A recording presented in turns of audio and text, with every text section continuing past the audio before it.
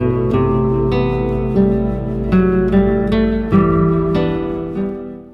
वालेकुम viewers. I am doctor any. उम्मीद और दुआ है आप अपनी फैमिली के साथ जहाँ रहें हमेशा खुश और सलामत रहें। आज हम जिस मौजू पर बात करेंगे वो ये है कि अक्सर प्रेग्नेंट ख़वातीन और इनके घर वाले पूछते हैं कि आने वाला बेबी लड़का होगा या लड़की।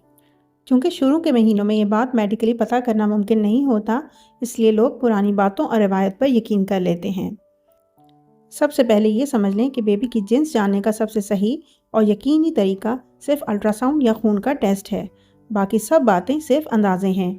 आज हम इन्हीं मशहूर निशानियों पर बात करेंगे जो लोग बेटी होने से जोड़ते हैं। पहली निशानी, मीठा खाने की ख्वाहिश।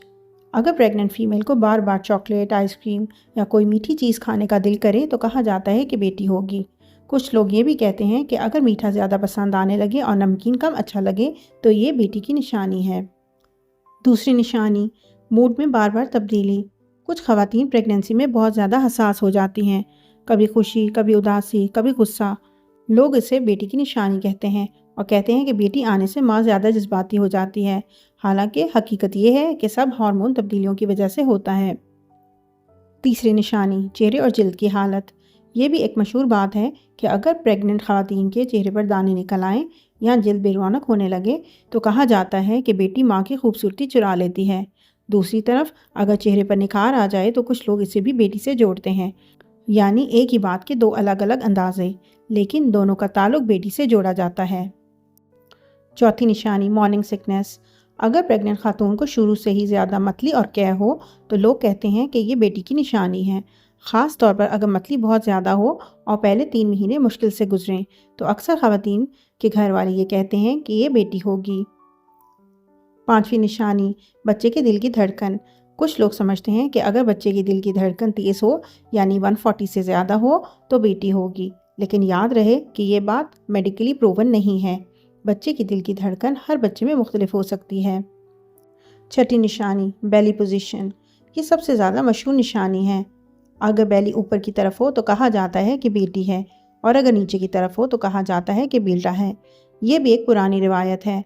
हकीकत में पेट की शक्ल हर औरत के जिस्म और बच्चे की पोजीशन पर मुनहसर होती है। सातवीं निशानी, खूबसूरती में फ़र्क।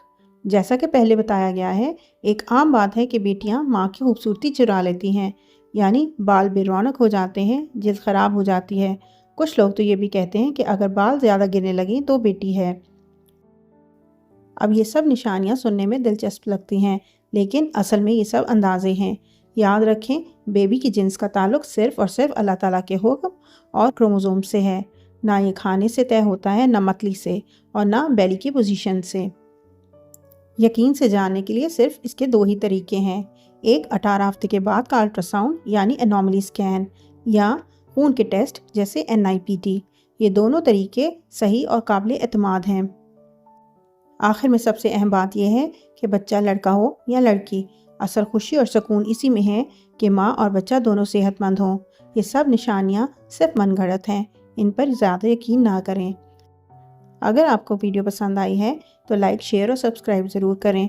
कमेंट में अपने तजर्बे भी लिखें कि आपके साथ प्रेगनेंसी में क्या क्या निशानियाँ थीं और फिर आपके यहाँ बेटा हुआ या बेटी। अल्लाह पाक सबको सेहतमंद प्रेगनेंसी और सेहतमंद औलाद से नवाजें। दुआ में याद रखिएगा। शुक्रिया। अल्लाह हाफ़िज़।